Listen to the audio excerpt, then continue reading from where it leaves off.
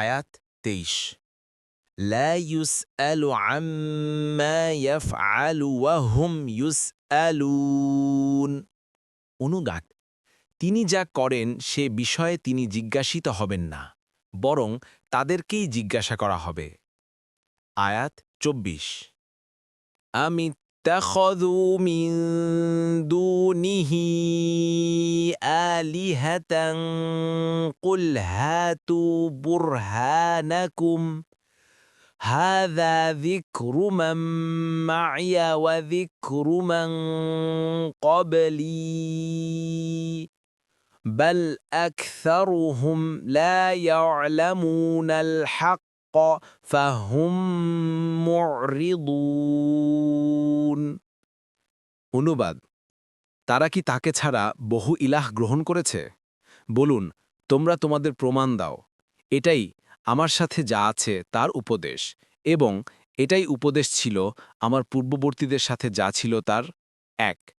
কিন্তু তাদের বেশিরভাগই প্রকৃত সত্য জানে না, ফলে তারা মুখ ফিরিয়ে নেয়। তাফসির: ১ নং ফুটনোটের বিবরণ।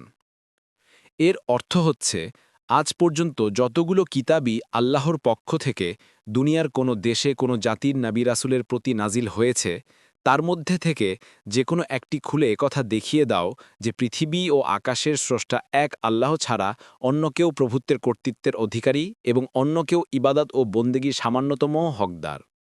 কুরআন পুরোপুরি এটার দাওয়াত দিচ্ছে যে তোমরা এক আল্লাহ ছাড়া আর কারো ইবাদত করো না। তাওরাত ও ইঞ্জিলে পরিবর্তন সাধিত হওয়া সত্ত্বেও এত পর্যন্ত কোথাও পরিষ্কার উল্লেখ নেই যে আল্লাহর সাথে কাউকে শরিক করে দ্বিতীয় উপাস্য গ্রহণ করা, বরং প্রত্যেক নবী রাসূলের গ্রন্থেই রয়েছে যে একমাত্র আল্লাহ ব্যতীত আর কোনো ইলাহ নেই।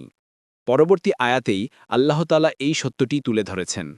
তিনি বলেন, আর আপনার পূর্বে আমরা যাদেরকে রাসূলগণ থেকে প্রেরণ করেছিলাম তাদেরকে জিজ্ঞাসা করুন, আমরা কি রহমান ছাড়া ইবাদত করা যায় এমন কোনো ইলাহ স্থির করেছিলাম? সূরা আজ-জুখরুফ ৪৫।